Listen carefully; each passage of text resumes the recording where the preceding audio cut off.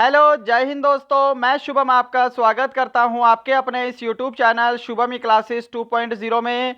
जैसा आप सभी को पता है, एसएससी जीडी कांस्टेबल का नोटिफिकेशन बहुत जल्द आने वाला है और किसी भी एग्ज़ाम को क्रैक करने के लिए उसके प्रीवियस ईयर प्रश्न पत्रों का सॉल्यूशन आपके पास होना चाहिए, जिससे आपको आइडिया लग सके कि पिछली बार किस टाइप का पेपर आया था और इस बार आपको उससे एक दो कदम एक्स्ट्रा हाई लेवल की तैयारी करनी है। ओके, तो जब तक नोटिफिकेशन नहीं आता ऑफिशियल वेबसाइट पर कि फॉर्म कब से भरने स्टार्ट हो रहे हैं, तब तक हम एसएससी जीडी कांस्टेबल के प्रीवियस ईयर प्रश्न पत्रों का टेस्ट लगाएंगे, उनको डिस्कस करेंगे।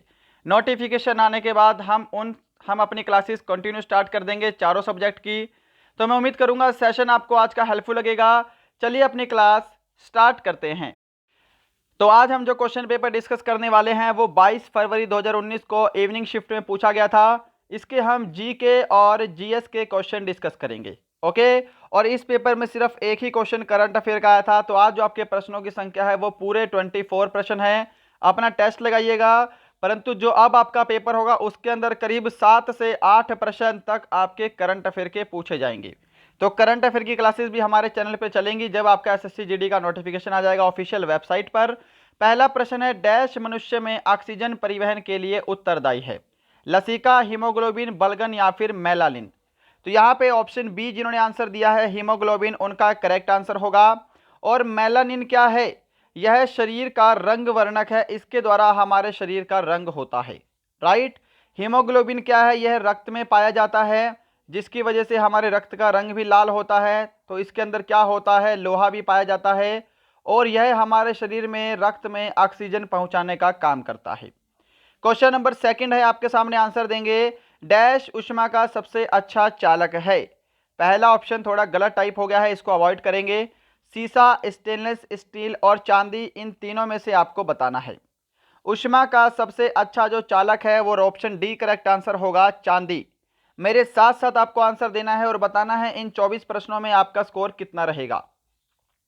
क्वेश्चन नंबर थर्ड है जी, केरल में फसल की कटाई पर कौन सा उत्सव मनाया जाता है? लोहरी, पोंगल, ओणम या फिर बैसाखी? तो यदि आपको केरल के प्रमुख उत्सव भी पता है तो भी आप इसका आंसर आसानी से दे देंगे, क्योंकि लोहड़ी क्या है? यह आपका हरियाणा और पंजाब में मनाया जाता है ना। पोंगल जो है ये आपके तमिलनाडु में मनाया जाता है और ओणम जो है यही अकेला इकलौता त्यौहार है इस ऑप्शन में जो कि केरल में होता है। बाकी वैशाखी भी जो है ये कहाँ पे है? पंजाब में है। तो यहाँ पे जिन्होंने ऑप्शन सी को आंसर किया है उनका आंसर करेक्ट है। क्वेश्चन नंबर 4 है जी, आपके सामने आंसर देंगे, पहले स्तनपायी क्लोन का नाम क्या है? तो जो सबसे पहला क्लोन हुआ था उसका नाम आपको बताना है। ऑप्शन आपके सामने है, यदि समय चाहिए तो सेशन को रोक सकते हैं। ऑप्शन डी करेक्ट आंसर होगा, sorry, option C right answer होगा, डॉली पहला स्तनपायी क्लोन है। क्वेश्चन नंबर 5 डिस्कस करेंगे, आपके सामने है, ड्यूस शब्द डैश के साथ जुड़ा हुआ है? लॉन टेनिस, क्रिकेट, बेसबॉल या फिर हॉकी? शब्द कौन सा है ड्यूस और ये जुड़ा है लॉन्ग टेनिस खेल के साथ? तो आपका ऑप्शन ए करेक्ट आंसर होगा। क्वेश्चन नंबर 6 डिस्कस करेंगे, आपके सामने है, डैश नदी एकमात्र प्राकृतिक जल स्रोत है जो रेगिस्तान में एक झील के अंदर बहती है? लूनी नदी, काली नदी, गंगा नदी या फिर तीस्ता नदी? कौन सी नदी एकमात्र प्राकृतिक जल स्रोत है जो रेगिस्तान में है? तो वो ऑप्शन ए करेक्ट आंसर होगा, लूनी नदी। करेक्ट है सभी का। चलो क्वेश्चन नंबर 7 का आंसर देंगे जल्दी से, उत्तरी भारतीय मैदानों की दलदली पट्टी को डैश के नाम से जाना जाता है? डैश के नाम से जाना जाता है तो तराई, ऑप्शन बी आपका करेक्ट आंसर होगा। और इसको हम तराई भी लिखते हैं, ठीक है, इसको तराई भी लिखा जाता है। ऑप्शन बी आपका करेक्ट आंसर होगा। क्वेश्चन नंबर 8 है जी, आपके सामने, पीएमजीवाई का पूर्ण रूप क्या है? प्रधानमंत्री ग्राम योजना, प्रधानमंत्री ग्रामोदय योजना, प्रधानमंत्री गुरुकुल योजना या फिर प्रधानमंत्री गरीब योजना? तो यहां पर जिन्होंने भी ऑप्शन बी को आंसर दिया है, प्रधानमंत्री ग्रामोदय योजना, ऑप्शन बी उनका करेक्ट आंसर होगा। क्वेश्चन नंबर 9 है जी, आपके सामने, कौन सा देश दुनिया का सबसे बड़ा लोकतंत्र है? आइसलैंड, स्वीडन, भारत या फिर नॉर्वे? दुनिया का सबसे बड़ा लोकतंत्र देश कौन सा है? तो यहाँ पे ऑप्शन आपका सी करेक्ट आंसर होगा, हमारा भारत। क्वेश्चन नंबर 10 पूछा गया था आपसे एग्जाम में, निम्न में से कौन सी शास्त्रीय नृत्य की एक शैली नहीं है, यानी कि कौन सा एक शास्त्रीय नृत्य नहीं है? कथक, कथकली, ओडिसी या फिर कालबेलिया? बिल्कुल राइट आंसर होगा ऑप्शन सी कालबेलिया। आंसर के लिए ज्यादा समय नहीं मिलेगा, यदि ज्यादा समय चाहिए तो सेशन को रोक सकते हैं। क्वेश्चन नंबर 11 है जी, मस्तिष्क डैश तंत्र का एक हिस्सा है? तंत्रिका तंत्र, पाचक तंत्र, परिसंचरण तंत्र या फिर अंतःस्रावी ग्रंथि? मस्तिष्क किसका एक हिस्सा है? तो सभी को मालूम है, ऑप्शन ए सभी ने आंसर दिया होगा, तंत्रिका तंत्र का एक अहम हिस्सा है।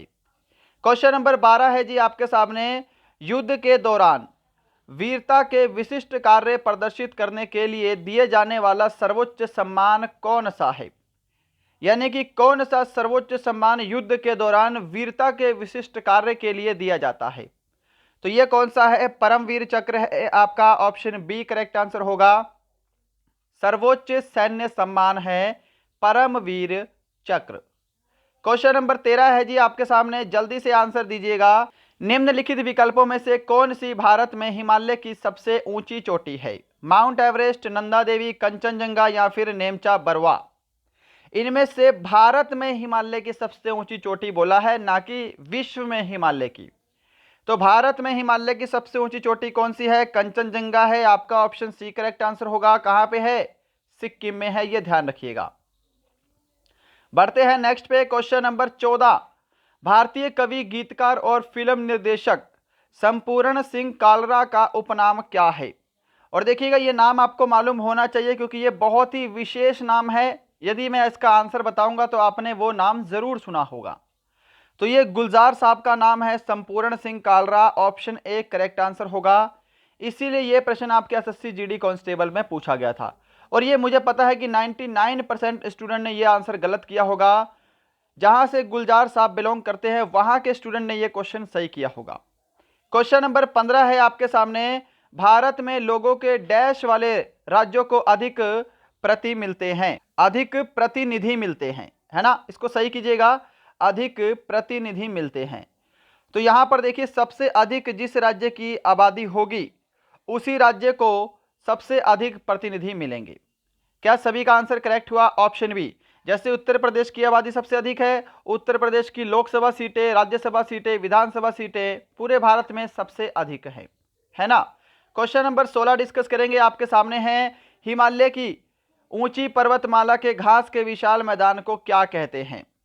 हिमालय की ऊंची ऊंची पर्वतमाला में घास के विशाल मैदान को क्या कहा जाता है? जल्दी से आंसर दीजिएगा। ऑप्शन है हरे घास के मैदान, मारू, भाबर या फिर बाग्याल।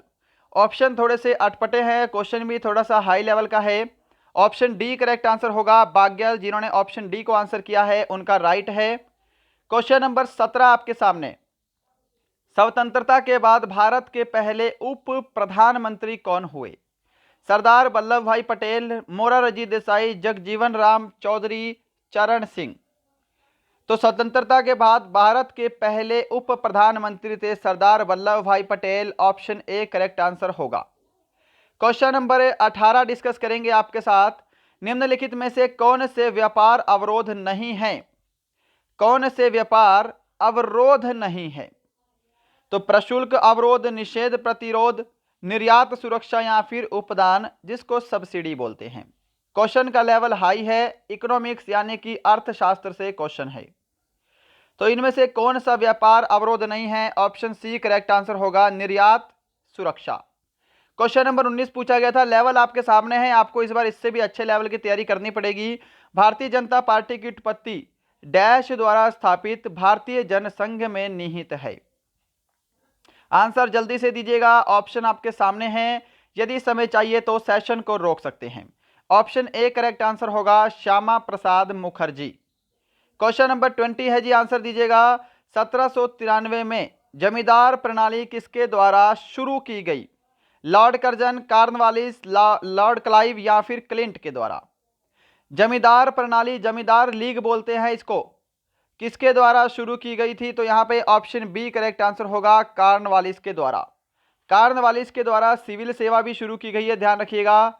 और स्थायी बंदोबस्त वो भी किसके द्वारा शुरू किया गया है? कॉर्नवालिस के द्वारा शुरू किया गया है। क्वेश्चन नंबर आपके सामने 21, हरित क्रांति में किसे शामिल नहीं किया गया है?